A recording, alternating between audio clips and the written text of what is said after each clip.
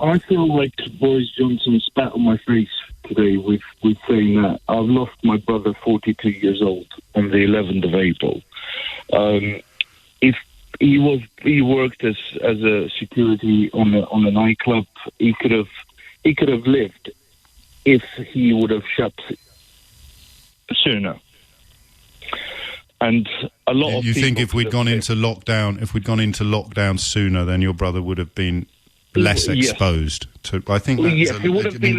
We don't know that it. We don't know it would have kept him alive, but we do know that bit's completely true. He would have been less exposed. Maybe I put that wrong.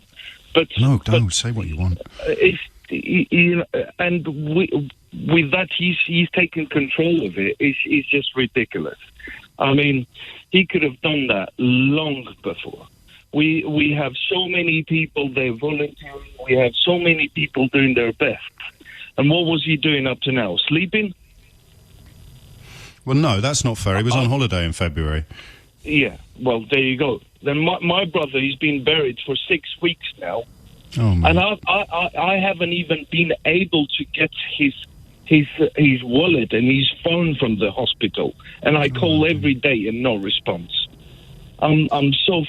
What do you mean frustrated. no response? What do you mean no response? I have not been able to get his.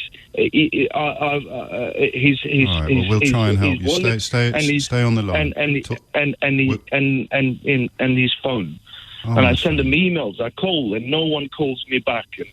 And we're grieving. And I'm distraught as well from it. And now he's coming up with this and spitting on my face. This suggestion that he wasn't in control when they elected not to go into the lockdown. There's some very troubling comments that were reportedly made to the Italian Prime Minister as well that I think will add to your burdens. If you, I don't know if you'll be able to help. I am originally from Albania. I've been in this country for 23 years. And I love this country as my own. Well, it is my own. Yes. I grew up here. Now, in Albania, for a third world country, with 30, around about 30 people dead, with 3 million people in that country, and they've locked it straight away.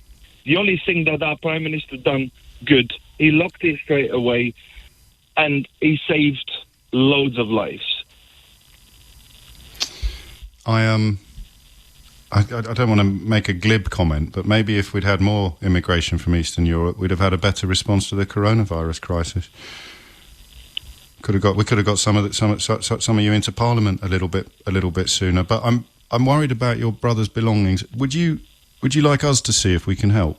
I would love to. I don't know if we will, Eldin. You know that, okay? We may not be that we can do anything, but sometimes a little bit of. He died in North Middlesex Hospital, and I've been calling every single day.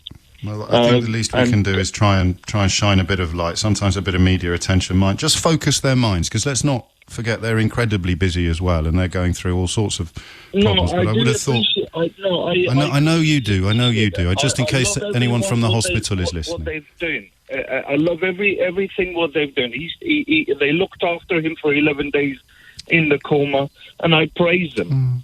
But all of these people, they've been going through these hardship with their masks, 24 hours working, the NHS working hard, and this guy, he only just now decided they want to take control of things. It doesn't make any sense, does it? And I've had some fun with it today, of course. But listening to your story reminds us of the deadly seriousness.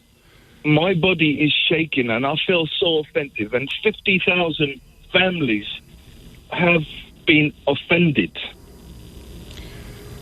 Yeah, and right. The whole country should feel this. No, I know they should.